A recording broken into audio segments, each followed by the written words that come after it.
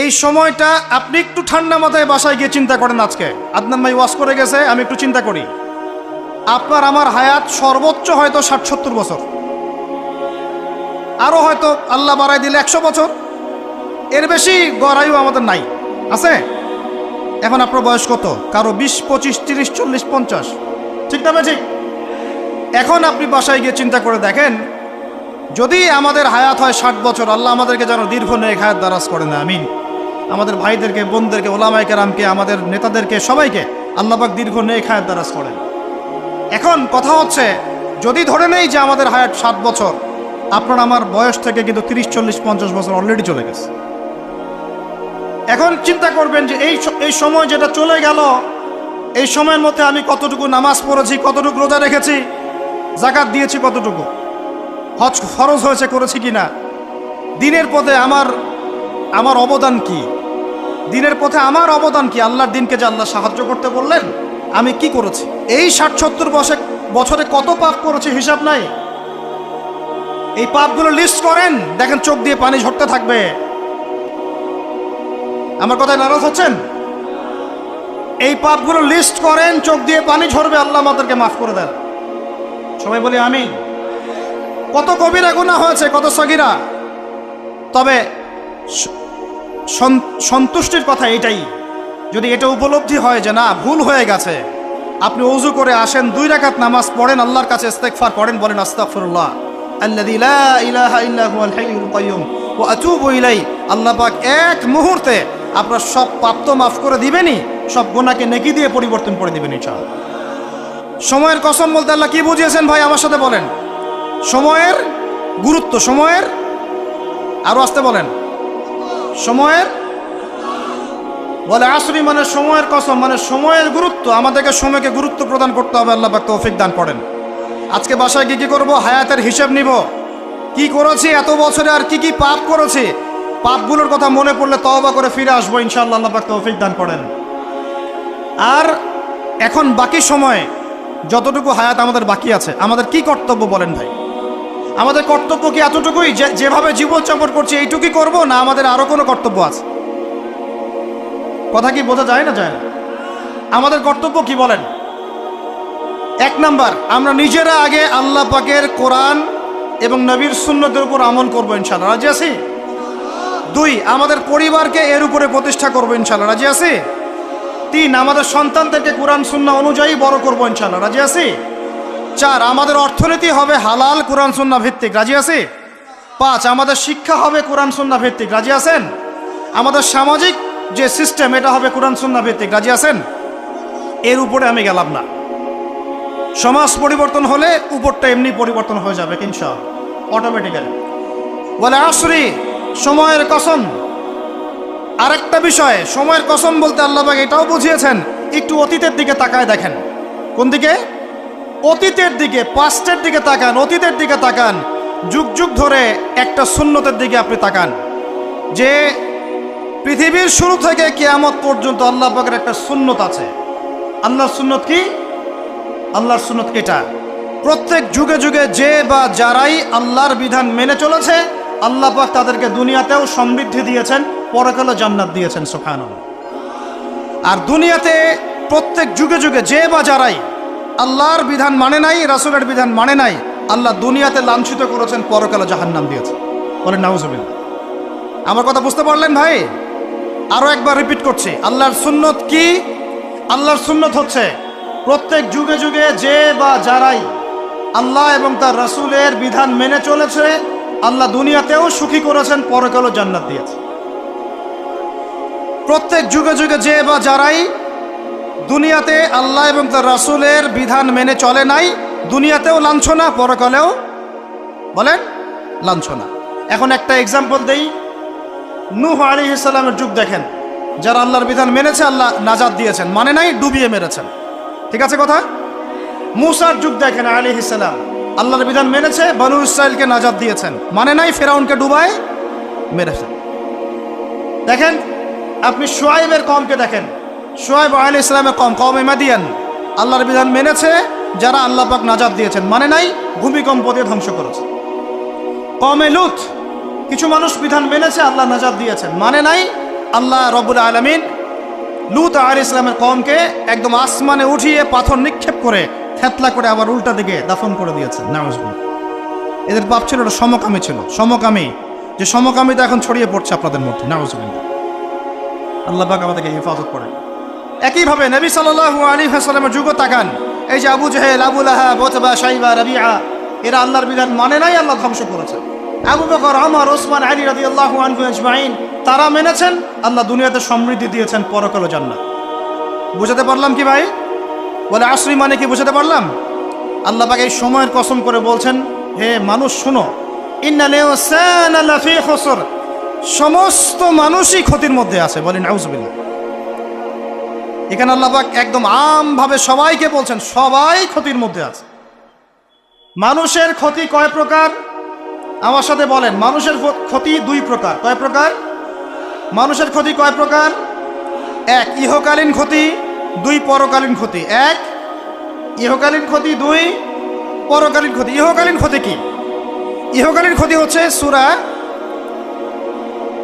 সূরাতুল রুমের এই আয়াতটা। আল্লাহ পাক বলছেন, বা'দা আউযু বিল্লাহি মিনাশ শাইতানির রাজিম, যাহারাল ফাসাদু ফিল বাররি ওয়াল বাহরি বিমা কাসাবাত আইদিন নাস।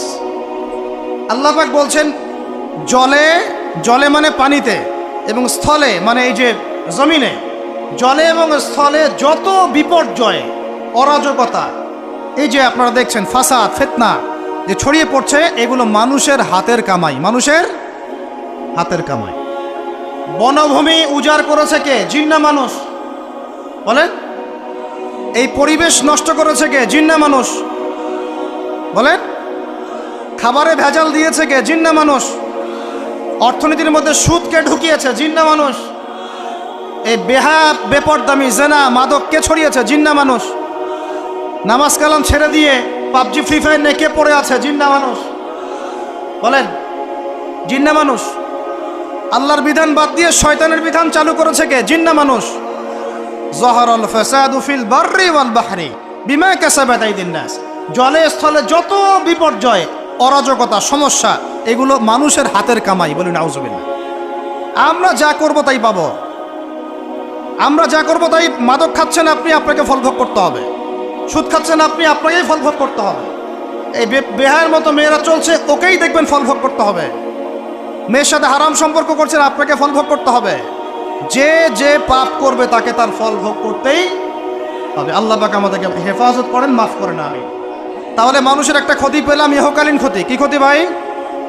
আর দুই নাম্বার হচ্ছে পরকালীন ক্ষতি। পরকালীন ক্ষতি কেমন? এবার বোঝেন। এই যে আমরা নিশ্চিন্তে ঘুমাই, সারা জীবন 30, 40, 50 বছর নিশ্চিন্তে কাটাচ্ছি, কোনো ফিকির নাই, নিজের পরিবারের, সমাজের, রাষ্ট্রের, উম্মার কোনো ফিকির নাই, অথচ এই মানুষের সামনে অপেক্ষা করছে মৃত্যু। জি, আজকে থেকে 100 বছর পরে আমাদের মধ্যে কেউ থাকবে না পৃথিবীতে, এটাই সত্য। তারপরে আছে কবরের সওয়াল জবাব, তারপরে মিজান, এই পুলসিরাত, পুনরুত্থান, জান্নাত, জাহান্নাম, এগুলো আমাদের সামনে অপেক্ষা করছে। আর সেই মানুষ নিশ্চিন্তে বসে বসে মেয়ের সাথে টাঙ্কি মারে। সেই মানুষ বাইক নিয়ে একটা মেয়েকে নিয়ে ঘুরছে। সেই মেয়ে একটা ছেলের সাথে চটপটি ফুচকা খায়। সেই লোক আল্লাহর বিধানকে সরাই দিয়ে শয়তানের বিধান চালু করা শুরু করল। সেই ব্যক্তি সুদ খাচ্ছে। সেই ব্যক্তি ট্রান্সজেন্ডার এই মতবাদ প্রমোট করতেছে। হ্যাঁ, সেই ব্যক্তি শিক্ষার মধ্যে ইসলাম বিদ্বেষী বিষয় ঢুকাই দিল। অথচ এই মানুষের সামনে পরকাল অপেক্ষা করছে। একদম টেনে হিস্ট্রি আল্লাহ পাক সামনে নিয়ে দাঁড় করাবেন, দাঁড় করে জিজ্ঞাসা করবেন। তাহলে আমরা কত অপদার্থ, কত বোকা, আমরা কি বুঝতে পারছি ভাই? একটু বুঝতে পারছেন কি? আল্লাহ পাক সূরা আহজাবে এটাও কিন্তু বলেছেন যে ইন্নাল ইনসানা যালুমান জাহুলা ওয়া লাকাদ আরাদনাল আমানাতা আলাস সামাওয়াতি ওয়াল আরদি ওয়াল জিবালা ফাআবাইনা আন ইয়াহমিলনাহা ওয়া আশফাকনা মিনহা ফাহামালাহাল ইনসান। সুবহানাল্লাহ। শুকরিয়া, আল্লাহ পাক মনে করাই দিয়েছেন। আরেকটা যদি না বলতে পারতাম মনের মধ্যে একটা অতৃপ্তি থেকে যাইতো। আল্লাহুম্মা লা ইলমা লানা ইল্লা মা আল্লামতানা ইন্নাকা আনতাল আলিমুল হাকিম। আলহামদুলিল্লাহ। আরেকটার অর্থ শুনেন। মানুষ যে জালেম, জাহেল, আমরা যে অপদার্থ, আল্লাহ পাক কি বলছেন শুনুন। আল্লাহ বলছেন ওয়ালাকাদ আরাদনাল আমানাতা আলাস সামাওয়াতি ওয়াল আরদি ওয়াল জিবাল। আমি ইসলামের এই আমানত, শরিয়াত, কোরআন হাদিসের এই যে আমানতটা, এটা আসমান সমূহকে দিতে চেয়েছিলাম, তোমরা কি নিবা? আমি জমিনকে দিতে চেয়েছিলাম, তোমরা নিবা? আমি পাহাড়কে দিতে চেয়েছিলাম, তো আমানত কি নিবা? ফাআবাইনা, তারা বলেছে না, নিতে পারবো না। ওয়াশফাকনা মিনহা, তারা অক্ষমতা প্রদর্শন করেছে। ফাহামালাহাল ইনসান, মানুষ সেই আমানতটা কাঁধের মধ্যে বহন করেছে। আমরা সেই আমানত কি করেছি ভাই? কাঁধে বহন করেছি। আল্লাহ পাক বলছেন ইন্নাল ইনসানা যালুমান জাহুলা, মানুষ কত জালেম, মানুষ কত জাহেল। আমাদের সামনে পরকালীন এই কঠিন জবাবদিহিতা অপেক্ষা করছে। এরপরে আমাদের জীবনযাপন পদ্ধতি দেখলে মনে হয় যে আমাদের মধ্যে আর গরু ছাগলের মতো কোনো পার্থক্য নেই। ইন্নাল ইনসানা লাফি খুসর, বুঝতে পারলেন? আচ্ছা, আল্লাহ পাক এবার আমাদেরকে বলছেন আচ্ছা ঠিক আছে, 4টা গুণ অর্জন করো। কয়টা ভাই? একটু বসেন, সবর করেন, আমরা অনেক লম্বা আলোচনা করব না, আমরা বুঝতে পারছি রাত অনেক গভীর হচ্ছে, আমরা সংক্ষিপ্ত করবো ইনশাল্লাহ। আমার সাথে বলেন কয়টা গুণ অর্জন করব? আল্লাহ পাক বলছেন এই 4টা গুণ যারা অর্জন করবে তারা ওই ক্ষতি থেকে বেঁচে থাকবে ইনশাল্লাহ। সুবহানাল্লাহ। দুনিয়াতেও তারা সফল হবে, পরকালেও সফল হবে ইনশাল্লাহ। আল্লাহ বলছেন ইল্লাল্লাযীনা আমানু, তারা নয় যারা এক ঈমান এনেছে, তারা ক্ষতির মধ্যে নাই, যারা ঈমান এনেছে। 2 ওয়া আমিলুস সলিহাত, সৎ আমল সম্পাদন করেছে। কি আমল? সৎ আমল। তারপরে ওয়া তাওয়াসাউ বিল হক, পরস্পরকে সত্যের উপদেশ দিয়েছে। কিসের উপদেশ? সত্যের। 4 ওয়া তাওয়াসাউ বিস সবর, এবং পরস্পরকে ধৈর্যের উপদেশ দিয়েছে। কয়টা বললাম বলেন তো ভাই? আমার সাথে বলেন। 1 নাম্বার কি? 4টা গুণাবলী অর্জন করলে ক্ষতি থেকে বাঁচতে পারবো, অন্যথায় কোনো সুযোগ নাই।